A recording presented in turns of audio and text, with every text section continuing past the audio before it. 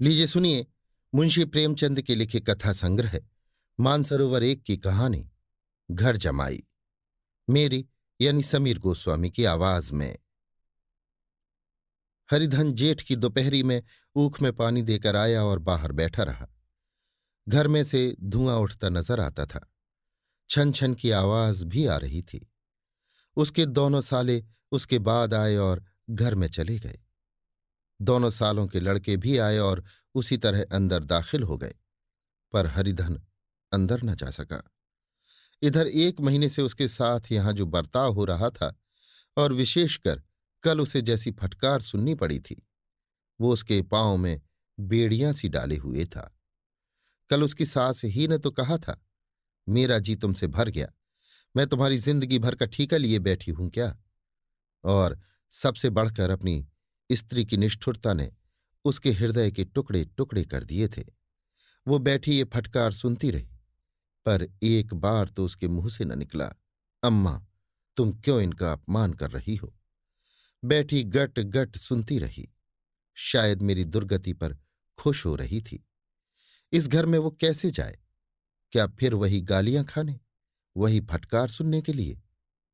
और आज इस घर में जीवन के 10 साल गुजर जाने पर ये हाल हो रहा है। मैं किसी से कम काम करता हूं। दोनों साले मीठी नींद सो रहते हैं और मैं बैलों को सानी पानी देता हूं, छांटी काटता हूं। वहां सब लोग पल पल पर चिलम पीते हैं। मैं आंखें बंद किए अपने काम में लगा रहता हूं। संध्या समय घर वाले गाने बजाने चले जाते हैं। मैं घड़ी रात तक गाय भैंसे धोता रहता हूं। उसका ये पुरस्कार मिल रहा है कि कोई खाने को भी नहीं पूछता, उल्टे गालियां मिलती हैं। उसकी स्त्री घर में से डोल लेकर निकली और बोली, जरा इसे कुएं से खींच लो, एक बूंद पानी नहीं है। हरिधन ने डोल लिया और कुएं से पानी भर लाया। उसे जोर की भूख लगी हुई थी। समझा अब खाने को बुलाने आवेगी, मगर स्त्री डोल लेकर अंदर गई तो वहीं की हो रही। हरिधन थका मांदा क्षुधा से व्याकुल पड़ा पड़ा सो गया। सहसा उसकी स्त्री गुमानी ने आकर उसे जगाया। हरिधन ने पड़े पड़े कहा, क्या है? क्या पड़ा भी न रहने देगी या और पानी चाहिए? गुमानी कटु स्वर में बोली, गुर्राते क्या हो, खाने को तो बुलाने आई हूं। हरिधन ने देखा उसके दोनों साले और बड़े साले के दोनों लड़के भोजन किए चले आ रहे थे। उसकी देह में आग लग गई। मेरी अब ये नौबत पहुंच गई कि इन लोगों के साथ बैठकर खा भी नहीं सकता। ये लोग मालिक हैं, मैं इनकी जूठी थाली चाटने वाला हूं। मैं इनका कुत्ता हूं, जिसे खाने के बाद एक टुकड़ा रोटी डाल दी जाती है। यही घर है जहां आज से 10 साल पहले उसका कितना आदर सत्कार होता था। साले गुलाम बने रहते थे। सास मुंह जोहती रहती थी। स्त्री पूजा करती थी। तब उसके पास रुपए थे, जायदाद थी। अब वो दरिद्र है। उसकी सारी जायदाद को इन्हीं लोगों ने कूड़ा कर दिया। अब उसे रोटियों के भी लाले हैं। उसके जी में एक ज्वाला सी उठी, किसी वक्त अंदर जाकर सास को और सालों को भिगो भिगो कर लगाए, पर जब्त करके रह गया। पड़े पड़े बोला, मुझे भूख नहीं है, आज ना खाऊंगा। गुमानी ने कहा, ना खाओगे मेरी बला से? हाँ नहीं तो खाओगे तुम्हारे ही पेट में जाएगा, कुछ मेरे पेट में थोड़े ही चला जाएगा। हरिधन का क्रोध आंसू बन गया। ये मेरी स्त्री है, जिसके लिए मैंने अपना सर्वस्व मिट्टी में मिला दिया। मुझे उल्लू बनाकर ये सब अब निकाल देना चाहते हैं। वो अब कहाँ जाए, क्या करे? उसकी सास आकर बोली, चलकर खा क्यों नहीं लेते जी, रूठते किस पर हो? यहां तुम्हारे नखरे सहने का किसी में बूता नहीं है। जो देते हो वो मत देना, और क्या करोगे? तुमसे बेटी ब्याही है, कुछ तुम्हारी जिंदगी का ठीका नहीं लिखा है। हरिधन ने मर्माहत होकर कहा, हाँ अम्मा, मेरी भूल थी कि मैं यही समझ रहा था। अब मेरे पास क्या है कि तुम मेरी जिंदगी का ठीका लोगी? जब मेरे पास भी धन था तब सब कुछ आता था। अब दरिद्र हूं, तुम क्यों बात पूछोगे? बूढ़ी सास भी मुंह फुलाकर भीतर चली गई। बच्चों के लिए बाप एक फालतू सी चीज, एक विलास की वस्तु है, जैसे घोड़े के लिए चने या बाबुओं के लिए मोहन भोग। मां रोटी दाल है। मोहन भोग उम्र भर न मिले तो किसका नुकसान है, मगर एक दिन रोटी दाल के दर्शन न हो तो फिर देखिए क्या हाल होता है। पिता के दर्शन कभी कभी शाम सवेरे हो जाते हैं। वो बच्चों को उछालता है, दुलारता है, कभी गोद में लेकर या उंगली पकड़कर सैर कराने ले जाता है, और बस यही उसके कर्तव्य की इति है। वो परदेश चला जाए, बच्चे को परवाह नहीं होती, लेकिन माँ तो बच्चे का सर्वस्व है। बालक एक मिनट के लिए भी उसका वियोग नहीं सह सकता। पिता कोई हो उसे परवाह नहीं, केवल एक उछलने कूदने वाला आदमी होना चाहिए। लेकिन माता तो अपनी ही होनी चाहिए, 16 आने अपनी। वही रूप, वही रंग, वही प्यार, वही सब कुछ। वो अगर नहीं है तो बालक के जीवन का स्रोत मानो सूख जाता है। फिर वो शिव का नंदी है, जिस पर फूल या जल चढ़ाना लाजमी नहीं, अख्तियारी है। हरिधन की माता का आज 10 साल हुए देहांत हो गया था। उस वक्त उसका विवाह हो चुका था। वो 16 साल का कुमार था, पर मां के मरते ही उसे मालूम हुआ मैं कितना निस्सहाय हूं, जैसे उस पर उसका कोई अधिकार ही न रहा हो। बहनों के विवाह हो चुके थे, भाई कोई दूसरा न था। बेचारा अकेले घर में जाते भी डरता था। मां के लिए रोता था, पर मां की परछाई से डरता था। जिस कोठरी में उसने देह त्याग किया था, उधर वो आंखें तक न उठाता। घर में एक बुआ थी, वो हरिधन का बहुत दुलार करती। हरिधन को अब दूध ज्यादा मिलता, काम भी कम करना पड़ता। बुआ बार बार पूछती, बेटा कुछ खाओगे? बाप भी अब उसे ज्यादा प्यार करता, उसके लिए अलग एक गाय मंगवा दी।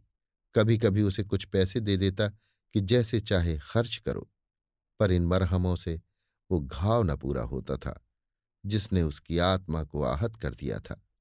ये दुलार और प्यार उसे बार बार मां की याद दिलाता। मां की घुड़कियों में जो मजा था, वो क्या इस दुलार में था? मां से मांग कर, लड़कर, ठुनक कर, रूठ कर लेने में जो आनंद था, वो क्या इस भिक्षादान में था? पहले वो स्वस्थ था, मांग कर खाता, लड़ लड़ कर खाता। अब वो बीमार था। अच्छे से अच्छे पदार्थ उसे दिए जाते थे, पर भूख न थी। साल भर तक वो इस दशा में रहा। फिर दुनिया बदल गई। एक नई स्त्री, जिसे लोग उसकी माता कहते थे, उसके घर में आई और देखते देखते एक काली घटा की तरह उसके संकुचित भूमंडल पर छा गई। सारी हरियाली, सारे प्रकाश पर अंधकार का पर्दा पड़ गया। हरिधन ने इस नकली मां से बात तक न की, कभी उसके पास गया तक नहीं। एक दिन घर से निकला और ससुराल चला आया। बाप ने बार बार बुलाया, पर उसके जीते जी वो फिर उस घर में न गया। जिस दिन उसके पिता के देहांत की सूचना मिली, उसे एक प्रकार का ईर्ष्यामय हर्ष हुआ। उसकी आंखों से आंसू की एक बूंद भी न आई।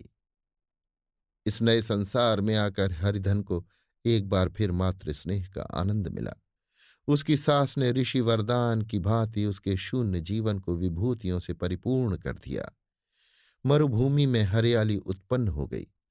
सालियों की चुहल में, सास के स्नेह में, सालों के वाक विलास में और स्त्री के प्रेम में उसके जीवन की सारी आकांक्षाएं पूरी हो गईं।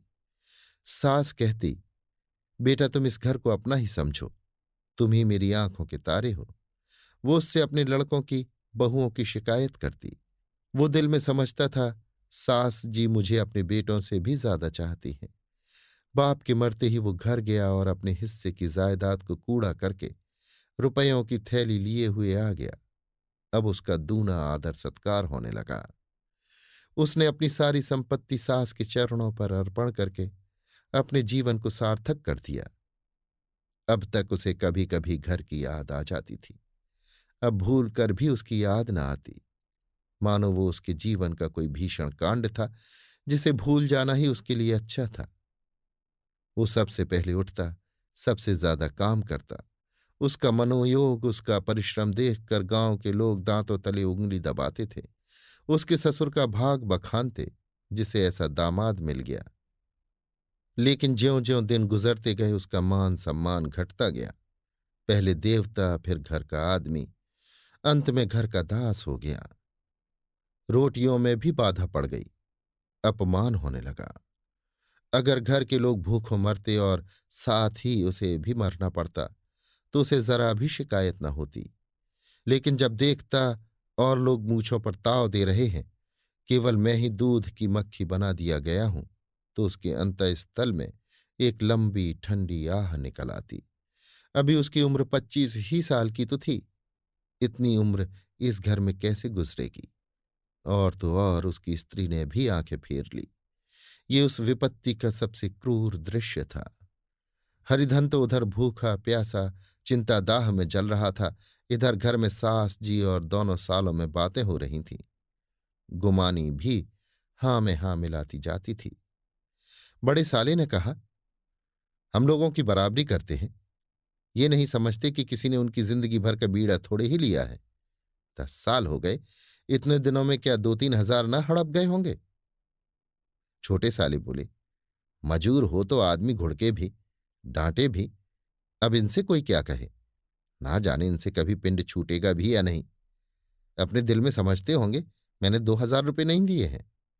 ये नहीं समझते कि उनके 2,000 कब के उड़ चुके। सवा सेर तो 1 जून को चाहिए। सास ने गंभीर भाव से कहा, बड़ी भारी खुराक है। गुमानी माता के सिर से जूं निकाल रही थी। सुलगते हुए हृदय से बोली, निकम्मे आदमी को खाने के सिवा और काम ही क्या रहता है? बड़े, खाने की कोई बात नहीं है, जिसकी जितनी भूख हो उतना खाए, लेकिन कुछ पैदा भी तो करना चाहिए। ये नहीं समझते कि पहुनई में किसी के दिन कटे हैं? छोटे, मैं तो एक दिन कह दूंगा, अब अपनी राह लीजिए, आपका कर्जा नहीं खाया है। गुमानी घर वालों की ऐसी ऐसी बातें सुनकर अपने पति से द्वेष करने लगी थी। अगर वो बाहर से 4 पैसे लाता तो इस घर में उसका कितना मान सम्मान होता। वो भी रानी बनकर रहती। न जाने क्यों कहीं बाहर जाकर कमाते उसकी नानी मरती है। गुमानी की मनोवृत्तियां अभी तक बिल्कुल बालपन की सी थीं। उसका अपना कोई घर न था। उसी घर का हित अहित उसके लिए भी प्रधान था। वो भी उन्हीं शब्दों में विचार करती, इस समस्या को उन्हीं आंखों से देखती जैसे उसके घर वाले देखते थे। सच तो 2,000 रुपये में क्या किसी को मोल ले लेंगे? 10 साल में 2,000 होते ही क्या हैं? 200 ही तो साल भर के हुए। क्या 2 आदमी साल भर में 200 भी न खाएंगे? फिर कपड़े लत्ते दूध घी सभी कुछ तो है। 10 साल हो गए, एक पीतल का छल्ला नहीं बना। घर से निकलते तो जैसे इनके प्राण निकलते हैं। जानते हैं जैसे पहले पूजा होती थी वैसे ही जन्म भर होती रहेगी। ये नहीं सोचते कि पहले और बात थी, अब और बात है। बहू तो पहले ससुराल जाती है तो उसका कितना महात्म होता है। उसके डोली से उतरते ही बाजे बजते हैं। गांव मोहल्ले की औरतें उसका मुंह देखने आती हैं और रुपए देती हैं। महीनों उसे घर भर से अच्छा खाने को मिलता है, अच्छा पहनने को। कोई काम नहीं लिया जाता। लेकिन 6 महीनों के बाद कोई उसकी बात भी नहीं पूछता। वो घर भर की लौंडी हो जाती है। उनके घर में मेरी भी तो वही गति होती। फिर काहे करो ना? जो ये कहो कि मैं तो काम करता हूं तो तुम्हारी भूल है। मजूर की और बात है। उसे आदमी डांटता भी है, मारता भी है। जब चाहता है रखता है, जब चाहता है निकाल देता है। कसकर काम लेता है। ये नहीं कि जब जी में आया कुछ काम किया, जब जी में आया पढ़कर सो रहे। हरिधन अभी पड़ा अंदर ही अंदर सुलग रहा था कि दोनों साले बाहर आए और बड़े साले बोले, भैया उठो, तीसरा पहर ढल गया। कब तक सोते रहोगे? सारा खेत पड़ा हुआ है। हरिधन चट उठ बैठा और तीव्र स्वर में बोला, क्या तुम लोगों ने मुझे उल्लू समझ लिया है? दोनों साले हक्का बक्का हो गए। जिस आदमी ने कभी जबान नहीं खोली, हमेशा गुलामों की तरह हाथ बांध हाजिर रहा, वो आज एकाएक इतना आत्माभिमानी हो जाए, ये उनको चौंका देने के लिए काफी था। कुछ जवाब न सूझा। हरिधन ने देखा इन दोनों के कदम उखड़ गए हैं तो एक धक्का और देने की प्रबल इच्छा को ना रोक सका। उसी ढंग से बोला, मेरी भी आंखें हैं, अंधा नहीं हूं न बहरा ही हूं। छाती फाड़कर काम करूं और उस पर भी कुत्ता समझा जाऊं, ऐसे गधे और कहीं होंगे। अब बड़े साले भी गर्म पड़े, तुम्हें किसी ने यहां बांध तो नहीं रखा है? अब की हरिधन लाजवाब हुआ। कोई बात न सूझी। बड़े ने फिर उसी ढंग से कहा, अगर तुम ये चाहो कि जन्म भर पाहुने बने रहो और तुम्हारा वैसा ही आदर सत्कार होता रहे तो ये हमारे वश की बात नहीं है। हरिधन ने आंखें निकालकर कहा, क्या मैं तुम लोगों से कम काम करता हूं? बड़े, ये कौन कहता है? हरिधन, तो तुम्हारे घर की नीति है कि जो सबसे ज्यादा काम करे वही भूखों मारा जाए। बड़े, तुम खुद खाने नहीं गए? क्या कोई तुम्हारे मुंह में कौर डाल देता? हरिधन ने ओंठ चबाकर कहा। मैं खुद खाने नहीं गया? कहते तुम्हें लाज नहीं आती? नहीं आई थी बहन तुम्हें बुलाने? छोटे साले ने कहा। अम्मा भी तो आई थी, तुमने कह दिया मुझे भूख नहीं है, तो क्या करती? सास भीतर से लपकी चली आ रही थी। ये बात सुनकर बोली, कितना कहकर हार गई, कोई उठे ना तो मैं क्या करूं? हरिधन ने विष, खून और आग से भरे हुए स्वर में कहा, मैं तुम्हारे लड़कों का जूठा खाने के लिए हूं? मैं कुत्ता हूं कि तुम लोग खाकर मेरे सामने रूखी रोटी का टुकड़ा फेंक दो? बुढ़िया ने ऐंठ कर कहा, तो क्या तुम लड़कों की बराबरी करोगे? हरिधन परास्त हो गया। बुढ़िया ने एक ही वाक प्रहार में उसका काम तमाम कर दिया। उसकी तनी हुई भवें ढीली पड़ गईं, आंखों की आग बुझ गई, फड़कते हुए नथने शांत हो गए। किसी आहत मनुष्य की भांति वो जमीन पर गिर पड़ा। क्या तुम मेरे लड़कों की बराबरी करोगे? ये वाक्य एक लंबे भाले की तरह उसके हृदय में चुभता चला जाता था। न हृदय का अंत था, न उस भाले का। सारे घर ने खाया, पर हरिधन न उठा। सास ने मनाया, सालियों ने मनाया, ससुर ने मनाया, दोनों साले मनाकर थक गए। हरिधन न उठा। वहीं द्वार पर एक टाट पड़ा था, उसे उठाकर सबसे अलग कुएं पर ले गया और जगत पर बिछाकर पड़ा रहा। रात भीग चुकी थी। अनंत प्रकाश में उज्ज्वल तारे बालकों की भांति क्रीड़ा कर रहे थे। कोई नाचता था, कोई उछलता था, कोई हंसता था, कोई आंखें भींचकर फिर खोल देता। कोई साहसी बालक सपाटा भर के एक पल में उस विस्तृत क्षेत्र को पार कर लेता था और न जाने कहाँ छिप जाता था। हरिधन को अपना बचपन याद आया, जब वो भी इसी तरह क्रीड़ा करता था। उसकी बाल स्मृतियां उन्हीं चमकीले तारों की भांति प्रज्वलित हो गईं। वो अपना छोटा सा घर, वो आम के बाग जहां वो केरियां चुना करता था, वो मैदान जहां वो कबड्डी खेला करता था, सब उसे याद आने लगे। फिर अपनी स्नेहमयी माता की सदैव मूर्ति उसके सामने खड़ी हो गई। उन आंखों में कितनी करुणा थी, कितनी दया थी। उसे ऐसा जान पड़ा मानो माता आंखों में आंसू भरे उसे छाती से लगा लेने के लिए हाथ फैलाए उसकी ओर चली आ रही है। वो उस मधुर भावना में अपने को भूल गया। ऐसा जान पड़ा मानो माता ने उसे छाती से लगा लिया है और उसके सिर पर हाथ फेर रही है। वो रोने लगा, फूट फूट कर रोने लगा। उसी आत्म सम्मोहित दशा में उसके मुंह से ये शब्द निकला, अम्मा, तुमने मुझे इतना भुला दिया। देखो तुम्हारे प्यारे लाल की क्या दशा हो रही है। कोई उसे पानी को भी नहीं पूछता। क्या जहां तुम हो वहां मेरे लिए कोई जगह नहीं है? सहसा गुमानी ने आकर पुकारा, क्या सो गए तुम? नौज किसी को ऐसी राक्षसी नींद आए। चलकर खा क्यों नहीं लेते? कब तक कोई तुम्हारे लिए बैठा रहे? हरिधन उस कल्पना जगत से क्रूर प्रत्यक्ष में आ गया। वही कुएं की जगत थी, वही फटा हुआ टाट, और गुमानी सामने खड़ी कह रही थी, कब तक कोई तुम्हारे लिए बैठा रहे? हरिधन उठ बैठा और मानो तलवार म्यान से निकालकर बोला, भला तुम्हें मेरी सुध तो आई। मैंने तो कह दिया था मुझे भूख नहीं है। गुमानी, तो कै दिन न खाओगे? अब इस घर का पानी भी न पीऊंगा।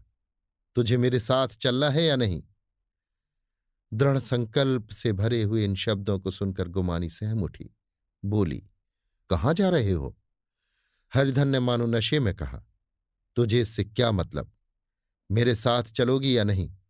फिर पीछे से न कहना मुझसे कहा नहीं। गुमानी आपत्ति के भाव से बोली, तुम बताते क्यों नहीं कहाँ जा रहे हो? तू मेरे साथ चलेगी या नहीं? जब तक तुम बता न दोगे मैं नहीं जाऊंगी। तो मालूम हो गया तू नहीं जाना चाहती। मुझे इतना ही पूछना था, नहीं अब तक मैं आधी दूर निकल गया होता। ये कहकर वो उठा और अपने घर की ओर चला।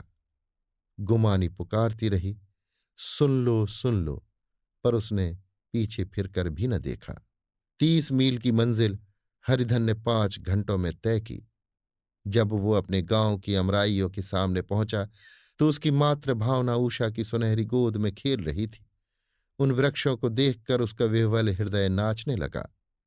मंदिर का वो सुनहरा कलश देखकर वो इस तरह दौड़ा मानो एक छलांग में उसके ऊपर जा पहुंचेगा। वो वेग में दौड़ा जा रहा था, मानो उसकी माता गोद फैलाए उसे बुला रही हो।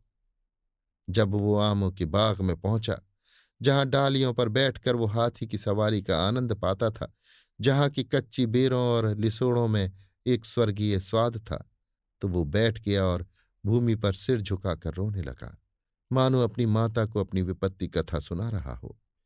वहां की वायु में, वहां के प्रकाश में मानो उसकी विराट रूपिणी माता व्याप्त हो रही थी। वहां की अंगुल अंगुल भूमि माता के पद चिन्हों से पवित्र थी। माता के स्नेह में डूबे हुए शब्द अभी तक मानो आकाश में गूंज रहे थे। इस वायु और इस आकाश में न जाने कौन सी संजीवनी थी, जिसने उसके शोकार्त हृदय को बालोत्साह से भर दिया। वो एक पेड़ पर चढ़ गया और अधर से आम तोड़ तोड़ कर खाने लगा। सास के वो कठोर शब्द, स्त्री का वो निष्ठुर आघात, वो सारा अपमान वो भूल गया। उसके पांव फूल गए थे, तलवों में जलन हो रही थी, पर इस आनंद में उसे किसी बात का ध्यान न था। सहसा रखवाले ने पुकारा, वो कौन ऊपर चढ़ा हुआ है रे? उतर अभी, नहीं तो ऐसा पत्थर खींच कर मारूंगा कि वहीं ठंडे हो जाओगे। उसने कई गालियां भी दी। इस फटकार और इन गालियों में इस समय हरिधन को अलौकिक आनंद मिल रहा था। वो डालियों में छिप गया, कई आम काट काट कर नीचे गिराए और जोर से ठट्ठा मारकर हंसा। ऐसी उल्लास से भरी हुई हंसी उसने बहुत दिनों से न हंसी थी। रखवाली को वो हंसी परिचित सी मालूम हुई, मगर हरिधन यहां कहाँ? वो तो ससुराल की रोटियां तोड़ रहा है। कैसा हंसोड़ा था, कितना चिबिल्ला! ना जाने बेचारे का क्या हाल हुआ। पेड़ की डाल से तालाब में कूद पड़ता था। अब गांव में ऐसा कौन है? डांट कर बोला, वहां बैठे बैठे हंसोगे तो आकर सारी हंसी निकाल दूंगा, नहीं सीधे से उतर आओ। वो गालियां देने जा रहा था कि एक गुठली आकर उसके सिर पर लगी। सिर सहलाता हुआ बोला, ये कौन शैतान है? नहीं मानता? ठहर तो मैं आकर तेरी खबर लेता हूं। उसने अपनी लकड़ी नीचे रख दी और बंदरों की तरह चटपट ऊपर चढ़ गया। देखा तो हरिधन बैठा मुस्कुरा रहा है। चकित होकर बोला, अरे हरिधन, तुम यहां कब आए? इस पेड़ पर कब से बैठे हो? दोनों बचपन सखा वहीं गले मिले। यहां कब आए? चलो घर चलो भले आदमी, क्या वहां आम भी मयस्सर न होते थे? हरिधन ने मुस्कुराकर कहा, मंगरू, इन आमों में जो स्वाद है वो और कहीं के आमों में नहीं है। गांव का क्या रंग ढंग है। मंगरू, सब चैन चान है भैया। तुमने तो जैसे नाता ही तोड़ लिया। इस तरह कोई अपना गांव घर छोड़ देता है?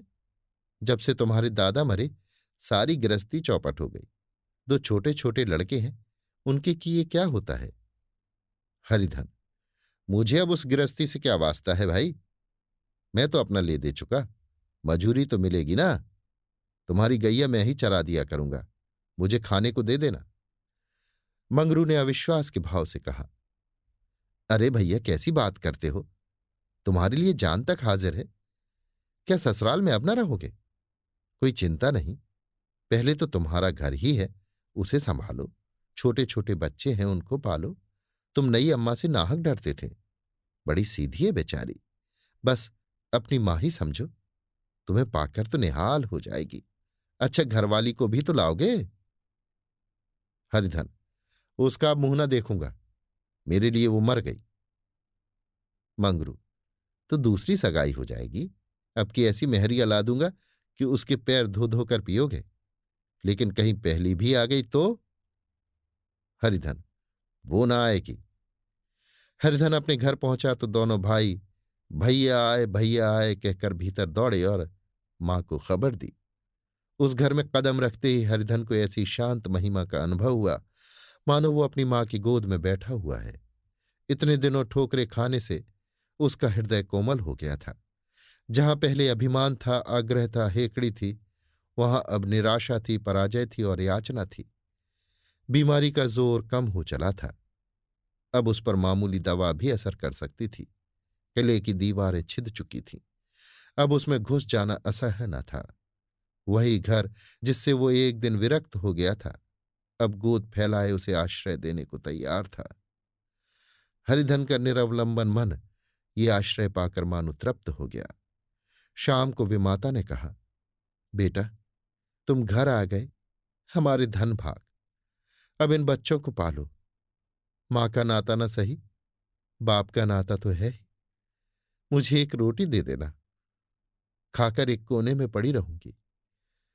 तुम्हारी अम्मा से मेरा बहन का नाता है, उस नाते से भी तो तुम मेरे लड़के होते हो।